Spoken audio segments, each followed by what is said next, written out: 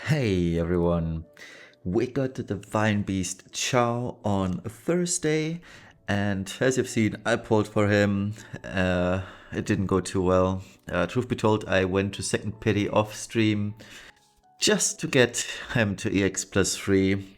Truth be told, probably wasn't worth it by the end of it, because since I also got the cabin cow with EX plus 2 Chow, so wasn't necessary at all. But here we are. There's a few questions that I've seen a lot, especially the elephant in the room. How many STMRs do we need? Or is a shield build better than a no shield build? Those are questions I am going to answer in today's review as well. But before we do that, let's go through the review one by one. So we'll start with the overview. So in base form, Chow is an Omni tank. I think that really makes the difference between any other tank, because he is capable to cover both physical and magical at the same time via his LB. He's also a literal morale battery and also does support, which is rather nice. And in Brave Shift, he's a light magic limit burst finisher with a very colorful sprite. I like it. The abilities, a few noticeable ones I will point out. One of them is Guardian's Holy Flame, which is a 45% fire and light amp, which is, technically speaking, cooler than what Ares does. Ares only has a 45 light amp, but her fire amp is lower than that, so that is really nice in terms of supporting. Sadly, he does not have 400% stats. I believe that would be a little bit overpowered, especially when considering he is a Clash unit, and in Clash, once you are at 180% morale, you get the 400 buff anyway. But yeah, 300% stats buff cannot be dispelled. It's also magical mid to himself, 80% and 60% for the party on focused inspiration. It's really nice, and also typed mitigation against beasts and fairies by 50% for all allies. It's good, it's good. Now his courageous sacrifice, well, it reads cool. The word sacrifice should give you the hint that this isn't cool at all, because he dies. Other than that, his second, or the right hand side, shows a few other notable things. He has all stat break, immunity, damage mitigation, barrier, morale scaling, barrier on demand, 10k, which is cool. With all status elements, he can decrease physical accuracy of the boss and increase your own accuracy. Has the little light amp and fire amp by 30% for all allies. It's nice. Has 75% general mitigation, really good. Full active provoke, good stuff. Has a good guard or magic guard, 75 to 85. It's all very nice, not gonna lie. So in terms of tanking, Chow is actually pretty good. And in terms of supporting as well, he does so many things. It's really, really good. Now, the base passives. I do want to point out that Chow, as you can see on the bottom here, Guardian of Prosperity, he has 400% true single wield spirit, which is the good kind of spirit, because it doesn't matter whether you have one weapon or one weapon plus shield, he will always have 400% spirit or equipment spirit, which is crazy good, and this allows Chow to reach really high numbers of spirit. And yeah, Loyal Protector is another cool thing, because he has a chance to counter physical magical attacks 80% with Royal Protector, which is increase LB gauge by 5 to all allies. Really nice. And the kicker here is a Bringer of Wrath, which is unlocked by Guardian of Prosperity, which is upgrade normal attack to bring off wealth. And you know what's cool? Blizzard Orb, Cypher's Cloak, and Looming Wrath are the key elements to making Chow a literal morale battery, because that gets him to 100% counter chance of physical attacks and magical attacks too, I believe. So you are filling morale gauge like crazy. The highest I've seen on him was, I believe, 50 counter attacks on a single turn, which in turn is 5,000 morale points gained. Absolutely ridiculous. I think on my rank 1 clash clear, which was also the very first try I did this with, I had 200% morale on turn 3 and 190 on turn 2. It was absolutely ridiculous. So yeah, pretty good, I'd say. Chow's base limit burst, the aforementioned Omni cover, chance to protect all allies from any damage. That's the kicker here.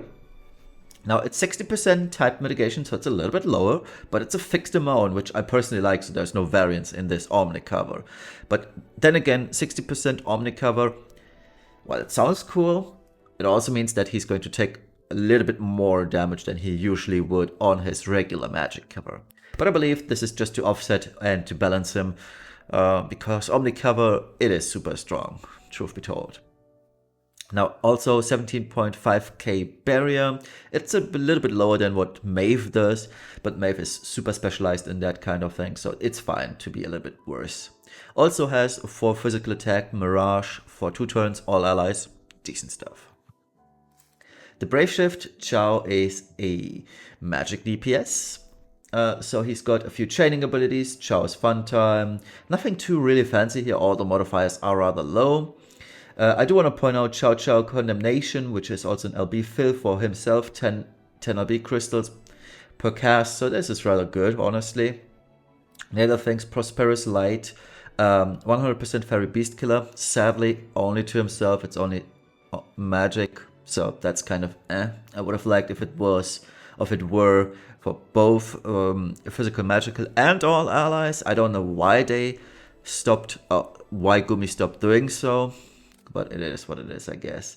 And Bestowment of Courage, 250 LB buff. It does matter because his LB buff, when he LBs in Brave Shift, is 300% anyway, so that does nothing, but it's cool for all allies.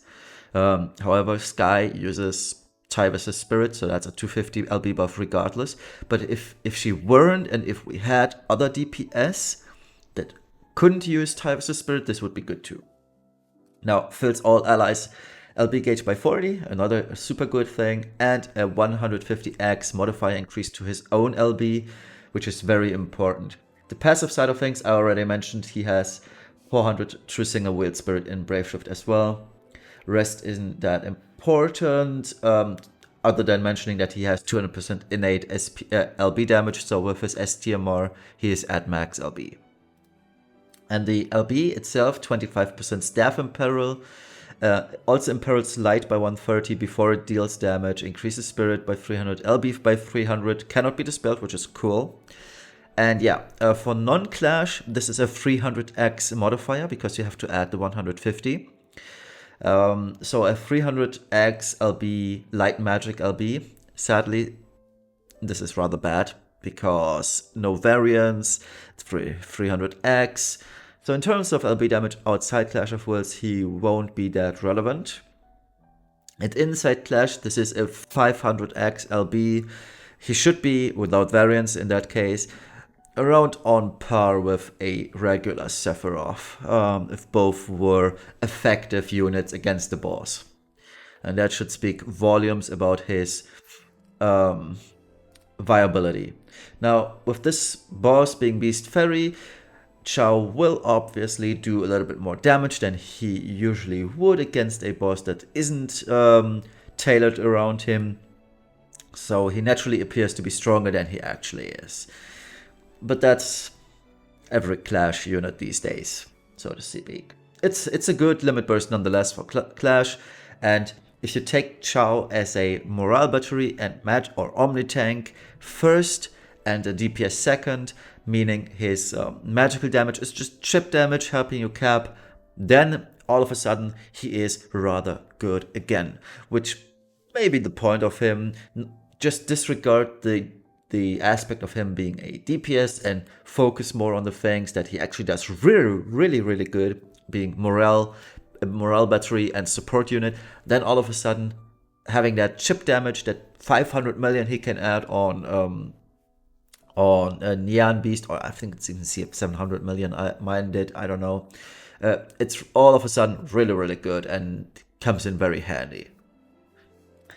Alright, let's talk about the TMR and STMR. TMR, Light Shield, 170 Spirit, 95 Defense, 40 Fire Dark Resistance. It's not the worst, but also not the best. It's a decent budget option, honestly, for Resistance Tetris, but there are better TMRs out there. I forget the names, but the one with the skull and the reddish hue on it, it has, I believe, 22 all. There are better options, certainly, than this for Resistance Tetris, but it's a decent shield nonetheless. But you're better off using STMRs anyway in that regard, because the STMRs are way better. And then his Super Trust Master is a materia, 70% spirit and 100% limit burst damage, plus 5 LB crystals per turn. It is superb on paper, but it's kind of in reality, and it's only really usable on SPR DPS. So one of the questions I've seen a lot, not only in my videos, but also on the Discord and Reddit, is how many of these STMRs do you want? And the common misconception is that you want as many as you can get because it's super, super good, 100 LB damage, oh my god, WTF, BBQ, you need more than 2. No, absolutely no. You need 1, maximum 2. And why? Because attack DPS and especially magic DPS these days, they lack either attack percent or magic percent or killers. And if you put this on, you're making things worse. And if you don't believe me, use the builder and see what happens, because it never uses this STMR unless you build certain units for the best cases. And because people don't just trust words, they want examples. I got examples. So I went through and let the builder just go ham. It took an hour per unit here, because the builder had no fixed things here to come up with these. So Sephiroth, top left, is best case scenario, so both A-Knight killers. Sephiroth uses this in this case, because he already caps most things with his vision card. So obviously this one's possible. It increases his damage versus a good case, which is best innate killer and demon. And I was very generous going for demon here, because capping demon killer is super easy. But even if he is built for a demon plus best case, which is Reaper, Sephiroth doesn't use it anymore. The same applies to Tybus. For Tybus, I actually gave him Tybus' Spirit. I fixed that one because I wanted to use it. And in that case, Everlasting Fortune makes the cut. But this is because Tybus has 300% innate Machina killer. So keep that in mind. And with Valued Memories, he also has 300% Beast killer. Those are his innate killer types. He caps this easily. But when you do best innate killer, meaning Machina for Tybus and Demon, all of a sudden, the STMR is gone. And instead he uses Swordbow of Unbreakable Faith. And yeah, so these are one of the best premium units, and neither of those use the STMR once you stop using best case scenarios. And you have to ask yourself, when do you have that case? It's never going to happen. Especially not the combination of Reaper plus Human. There is no, I believe there is no single Clash, or we don't know about Clash, but we know about Vision World and Dark Visions, and there's no single Human Reaper, there's no single Beast Machina coming up. And the same applies to these examples. There's no single Dragon Beast, and there's no single Dragon Undead boss coming up in Dark Vision or Vision World. Sky, for example, never wants to use the STMR. Not even in her best case scenario does she want it. Maybe that's due to the fact that she has to wear equipped gun and a gun, but still, as a matter of fact, she's not using it. And the same thing applies to Angela, our best mage. She also never uses this STMR. So this begs the question, when do you want to use it? And how many do you need? And the answer is, you need at max 2. Because if you were to put Chow and, say, Sephiroth on a team, against the human Reaper, that is, yeah, you want two. One for Chow, one for Sephiroth. But the minute you stop using this against, or stop fighting against best case scenario, say the current boss, for example, in Clash, no need. You won't use it. And that is why one is good, two STMRs if you want to be super safe. I got one, I have an option to get a second one because I fused my STMR Moogle into my dupe. Then I got my pity dupe, and my main Chow has still the STMR unclaimed, so I'm good in that regard. Alright, let's move on to the Vision card. It's a 115 base SPR card at level 10. Level 4 has 30% dark fire resistance, 50% SPR on level 7 with a staff equipped, and FFBE units gain 500 static SPR. It's a very good card for SPR users and especially FFBE units, but we don't have that many FFBE units that want SPR, mainly Heey, Kresnik, and Chow. And Heey isn't that relevant. And Kresnik, I believe, benefits more from his own card than he does from this, I believe. In case of Chow, there is no competition for the Vision card. Maybe Yuna's card for the Fairy Killer. I'm not quite sure, I haven't done the math on that, honestly. But I think the 500 SPR are better. Unless... No, Yuna's card isn't that good because Chow caps on Fairy Killer anyway. So yeah. Losing 500 flat SPR might be asking too much though. So yeah.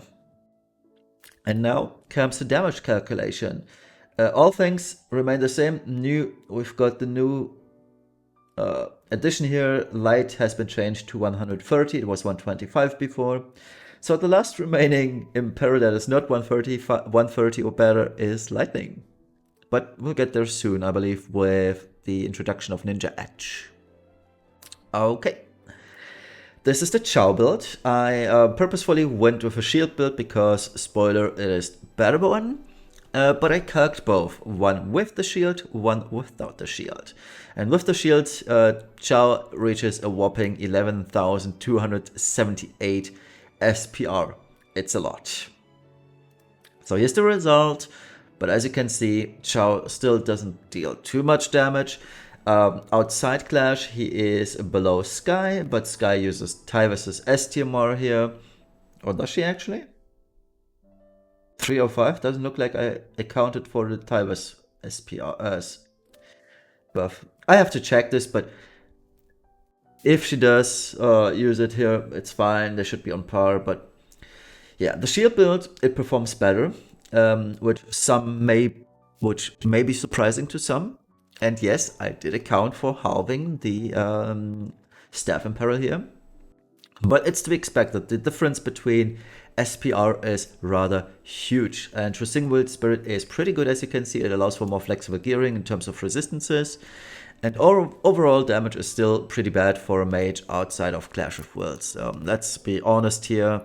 While he is better than Pause, unsurprisingly, he's still far below Angela. It's half of Angela's damage, less than half of Angela's damage, so yeah. But why is the shield build better? Let's answer this one. So the Wiki doesn't have the or a specific SPR formula, but trust me, the formula for magic DPS and spirit DPS is the same. So as you can see, the reason why the shield build is better is the very first term here. It's unit spirit squared, and if you square something, it scales exponentially. And that means more spirit is better. And it's at these high values, it is crazy because if you increase the spirit by, say, 200, and that is the difference, because you have to keep in mind the Grand Shield adds 200 spirit. You multiply that by 4 for the True Single Will spirit, and that already is a huge amount. Plus 200 again for it being shield, the base value. Yeah. that speaks volumes, right? And for the damage calculation, you square that value, and all of a sudden it becomes a huge thing. So the gain in SPR yields a higher amount of damage than the loss from the weapon in peril. I believe you gain about 15 to 16% on damage, but you lose 12% or 12 percentage points on the weapon in peril and that one. As you've seen in the chart, it makes the difference that he's still that far ahead. Alright, so how does he fare in the meta? The STMR is overrated. I'm just gonna call it. The STMR is totally overrated. People are freaking out over nothing here. 1 is good, 2 is more than enough. That's about it. And it's even overrated with future killer materials in mind. Chow is mainly a clash unit and absolutely crazy in terms of morale filling capabilities. But the small HP pool and the weak defense he has, combined with the only 60% Omni cover, may be his downfall in the future. And it may be something that the devs will take notice of to counter the huge morale gain cheese that we have right now. I'm convinced that the devs didn't account for Chow being this crazy in terms of morale, and they will probably somehow fix this for future Clash of Worlds. One application would be probably having a boss with 100 accuracy and spamming us with AoE physical attacks, and it's probably not going to be feasible to hope for the best in terms of passive evasion, because every single AoE attack is going to be a dice roll of 50-50. Can you evade it or not? And that's probably not feasible, especially if the boss does 30 attacks in a row. That's, yeah, not gonna happen. There's a few ways the boss can make Chow not be usable anymore, and one of them would be spamming us with physical attacks, accuracy attacks too, so we'll see about that. His damage is barely above Tiana in Clash, which is good considering he's a magic tank first and supporting unit second, and a supporting unit and magic DPS second. So yeah, he's crazy strong support even outside Clash. So I feel like he's got a good place in the meta for the time being, but I still have my doubts about his future in Clash. But maybe that's just being too pessimistic, because I feel like the devs will find ways to make him less appealing in the next Clash, even though he's a crazy morale battery. We'll see. For the time being, I think he's really good. So should you pull? And that is a hard question to answer. If you want to easily cap January Clash of Worlds, yes. He makes this Clash a joke. It is super easy with Chow. It is super challenging without him. But or also if you love the character or the sprite, and it's really good, the sprite that is, yes, you should also pull. But if you don't care about Clash at all, don't pull, really. Just clearing it is fine without Chow. And if you just want the STMR because it makes you feel like you're missing out, go for tickets if you don't want to spend the Lapis. And just one thing I do want to point out, because I've seen lots of people pulling without being able to pity: never Lapis pull if you cannot afford to pity a unit. You're setting yourself up for disappointment every time. You will be always empty on Lapis and will always complain this game isn't free-to-play friendly. Don't do this to yourself. If you cannot pity a unit in a worst case scenario, don't even start pulling. It is not worth it, trust me. And if you want to see an example, check my pulls. 1 pity, 0 Chow. And if I recorded my second pity, it would be still 0 Chow.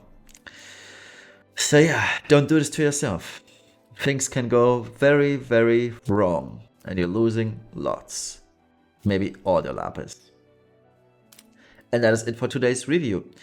Thank you all for watching. I hope this review helped making you an educated decision whether to pull for Chow, how many STMRs to get, how to build him properly, etc, etc. And yeah, we'll see each other hopefully soon for my no Ling Sky All Era Clash Clear. It's gonna it's gonna use Tiana. I haven't found out a way yet to cap the spores with Tiana, but I'm rather close to doing so. Anyway, see you then. Bye bye.